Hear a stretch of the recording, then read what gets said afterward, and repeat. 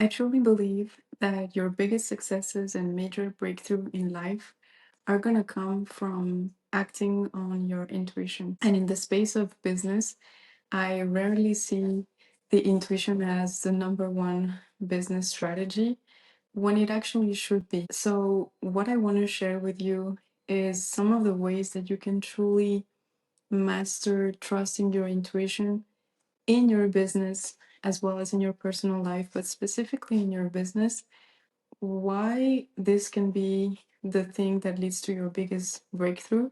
I want to break it down for your logical mind to really integrate it and to really make space for way more growth in your business and make space for accessing some levels of success that you've only dreamt of or you only think are possible with other types of strategy. So we're going to talk about how to make space for it, how to trust it, and how to decondition the fact that we can maybe trust it in our personal life, but not as much in business. So welcome back to Women Think Bigger. You'll see that in this channel, I really emphasize seeing business as a holistic point of view, not just as one strategy. I really try to integrate the mindset, the energy work, the body, and everything in between, because ultimately the business is just an extension of ourselves, of how we move through the world. And there is so much more to building a business than just the old classical business strategy that we hear. So, why the intuition? Again, as I was saying in the beginning, it should be our biggest business strategy. Starting off with the fact that intuition for me is really related to your personal power. These things are very connected. And why is that? The personal power is just a different way to recognize our ability to make the right decisions for our life, to seeing ourselves as capable of doing things even when we're scared, claiming our sovereignty to make things happen. And we often hear a lot of things about reclaiming our worth or personal power in business. But if you think about it, intuition is not very different in the sense that it's an act of reclaiming that you have the inner knowledge to guide you. That's how I see our intuition. It can manifest in a different feeling than maybe our logical mind. It's more a nudge. Sometimes it's more of a feeling, of a sense. So it's not as evident sometimes to see, but it's really connected to our ability to recognize our own inner wisdom within the body and within the mind. And because it is related to your personal power, the fact of reclaiming that you can trust the intuition, for me, is the first step to become a really successful entrepreneur. Because as entrepreneurs, we have a million decisions to make within the day, within the year. We have to decide so many things, from what we're going to say to the pricing to how we're going to market things to how we're going to respond to clients. Everything in our business leads to a decision. And these are the decisions for which we usually go and seek external guidance, external advice. How can I market this? Which are the best platforms to reach people? How can I be better at selling? All these things are always coming back to one decision. And if you don't have intuition as your compass, I think it leads to a lot of overwhelm and burnout, because we're constantly needing to seek information outside to validate those decisions. And we are all guilty of that, because when we start out in business, we don't feel like we know anything about scaling to multiple 5 or 6 figure business. We don't think that we know best that someone that has already made that kind of money. We don't think we have the experience, and it's not wrong on one side. I'm not pretending that we have this experience. I'm just saying that it's not because you've never done something that you don't have the capacity to reflect on it and to trust your intuition. So let's leave business aside for 1 second. Let's say you're going on a trip to a new country with your best friend. You're looking for a local restaurant to eat. It's not because you've never been in the city and you've never tried the local food and you cannot even read like the signs and the menu because they're in another language. It's not because you've never done it that you don't have an intuitive nudge or a sense of direction of where you want to go, which is the place that you feel comfortable, which is the flavors or the senses that are appealing to you. All that to say that you always have a sense of direction. And I think one of the reasons that for which we mistake our intuition is we think that it's equivalent to clarity. And clarity is not just one component. We see clarity as a moment of, I know, I act, and I go for it. But actually, clarity comes as a 3-step movement. You first hear your intuition, then you act on the nudge, and then you trust it. So, why am I mentioning clarity? Is because we think our intuition should be the equivalent to clarity. Let's say if I act on this thing, if I act on a strategy that tells me that having a newsletter leads me to more clients, we often think that it's going to be equivalent to one result and one person signing up, which sometimes happen and sometimes doesn't happen. So we start to say, okay, I thought I followed my intuition, but since I didn't get the immediate result, I'm just going to pull back. So here's the difference. Intuition is what is leading you forward, what is nudging you in one direction. And clarity is only the result of this thing put into motion and then trusting it. It's a multiple step result versus in the intuition, it's just a nudge to go in a certain direction. And often in business, we don't want to follow our intuition because we don't have the certainty of the results because it's just a nudge. It's just something pulling us towards our desire, but it doesn't have any guarantee. And as humans, we love guarantee, especially when we are so much out of our comfort zone in business.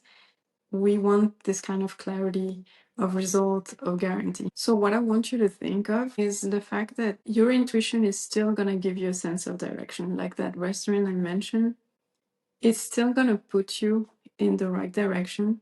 But the intuition's job is not to guarantee you the result. It's just leading you in a direction. And one of the most powerful shifts I've experienced is when I stopped tying an action to a specific result. I knew that my intuition was leading me somewhere, but I didn't tie that specific action to, for example, let's say a sale, to just take an example. I've started following my intuitive nudges, or for example, sending an email without putting pressure on the fact that that email was going to lead to a sale. And that's what's so powerful in businesses. When you start following your intuition, not thinking that it's just clarity and gives you the output of the result you want, you have this flexibility to start listening to it because your logical mind is not looking for the evidence that it worked or not. And obviously it doesn't mean that it doesn't work. That's why I say it's our biggest business strategy. I'm just saying that it's not one action, one result. It's the result of following a lot of actions based on your intuition that leads to the outcome you want. And the exercise I would like you to do in your business is seeing the times where you acted on your intuition and it somehow led you to the results that you wanted. It might be a direct connection, but sometimes it might not. And in business, I think because we have a million decisions to make, knowing that we can rely on ourselves, it's a way of calling back our personal power. And it's a way of saying to our body, our mind, our nervous system, I have a compass. And because I'm going to follow it, I know that the nudge, the direction, the sensation, the feeling is going to lead me to that specific results. And the biggest breakthrough, I promise you, the biggest quantum leap that you'll experience are going to come from reclaiming your personal power in the way of listening to your intuition. And for that, obviously, we need to make space for it because we have so much conditioning around listening to our intuition that sometimes is associated with being naive, with being delusional, or if we're just taking the less traveled route or the less solid decision. It's normal that it's hard for us to jump in at the beginning. And when I started my business, I was not listening to my intuition that much because, again, as I was saying, you're a beginner, you just want to learn from people that are already at the level that you want to be. There's something about the ego or the mind that doesn't want to think that you know best because that will put you in a position of superiority or a sense of ego that we don't want to have. And I know that if you're here, you're someone really that is very powerful, but also very humble. And it's hard to take this position of, I know best. But we need to understand that this comes from the ego. Understanding that you can trust your intuition is just another way to access your personal power in a way of just saying, like, I don't know how this is going to unfold, but I reclaim the fact that I know what's best for me. And that simple act changes everything if you think about it. Whenever someone asks me, like, what do you think the marketing strategy is best, which platform do you think is best for me, I can obviously tell them based on their gifts and how I know them. But ultimately, the idea is that I always try to reflect that question back because it's really an exercise, a muscle of the mind to remember that we have this capacity to actually know what's best for us. And sometimes it's going to challenge us because I used to think my intuition was just going to tell me to be small. But the more you listen to it, the more you see that our inner voice is very bold. And I even took it to a point where I only do my to-do list based on my intuition in the morning. And it surprised me because every time it just leads me to take bold actions and to really expand in a way that I didn't think it would.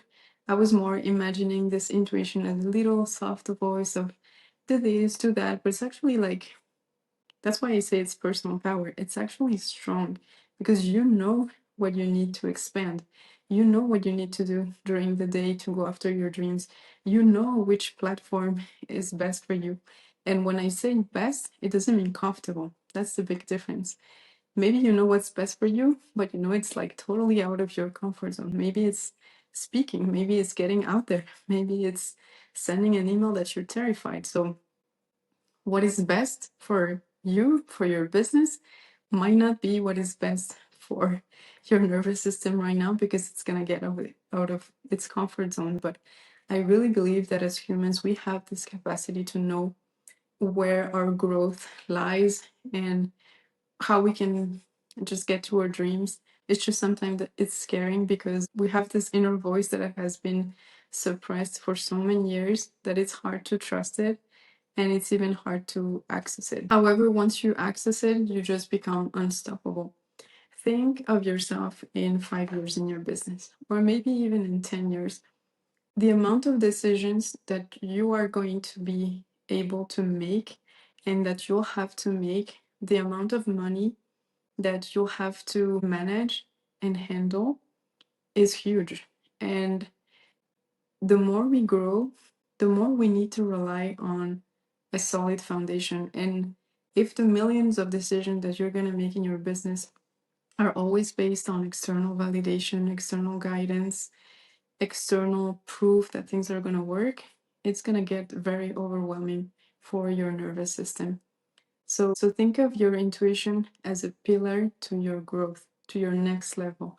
Because building this capacity to trust yourself, to listen to what you know is best for you, is going to save you so much time. And the level of mastery that we all should reach is when you know that even though you didn't have the outcome that you wanted, it was still your intuition guiding you in the best direction. And that's one of the most difficult things to do, because we often think like good things are only going to come from following our intuition, which 99% of the time it does. But sometimes it doesn't specifically lead to that outcome. And we start again questioning the whole process, or questioning whether it was worth to really listen to ourselves. But we don't have the big picture yet. And I'm sure that it has happened to you in your life before, where you only understood a certain things a few weeks later, a few months later. And that's why I call it a level of mastery, because you trust that whatever you were guided to do was leading you in the right direction, no matter when you didn't have the exact results that you wanted. And again, I want you to think not as intuition as something nice to have. I want to really ingrain this in your mind, that this is your personal power. This is where all the money and the abundance lies. Because when we access this inner guidance, we expand so much faster. And I don't mean that hiring a mentor is not useful, that reading about strategy is not useful. That's why Women Think Bigger is such a holistic place to mix a little bit of everything to really create our dream business. But somehow, I think everyone that has succeeded can tell you that their intuition has played a much bigger role than we think in their success. It's just that it's something that is not visible, and it's not the first thing we are trained to learn, but it should be your number one business strategy. And my intuition led me to manifest the biggest things I wanted in my life. My biggest income months have all come from trusting my intuition.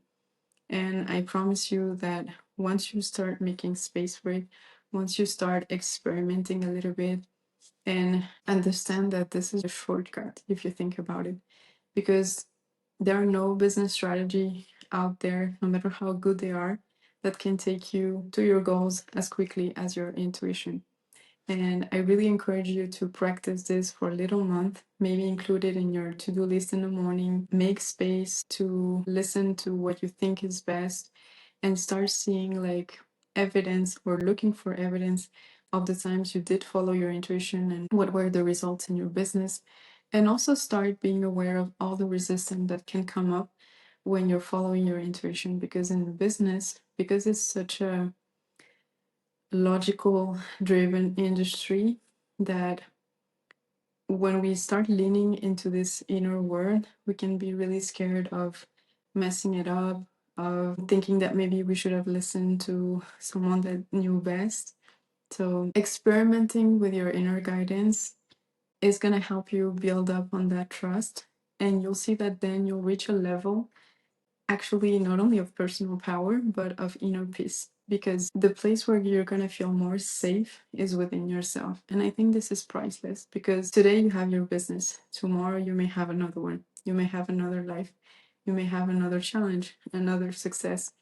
Knowing that you can come home to yourself for every decision in your life, I think it's the thing that brings the most inner peace possible, because it's within you. So it's always accessible, and it's precious because it's unique to you. So I hope that this gave you a little bit of perspective of why it's so important to trust your intuition, and why it's the foundation for everything, and also why it's your shortcut to your business goals and to your money goals. Be gentle with yourself, start experimenting, and start seeing evidence. Maybe look at entrepreneurs that have really incorporated this in this life, because you'll see that it's not a nice to have. It should be your number one business strategy. So with that said, I wish you an amazing day, and let me know in the comments how this resonated, and I really hope to see you in another video very soon.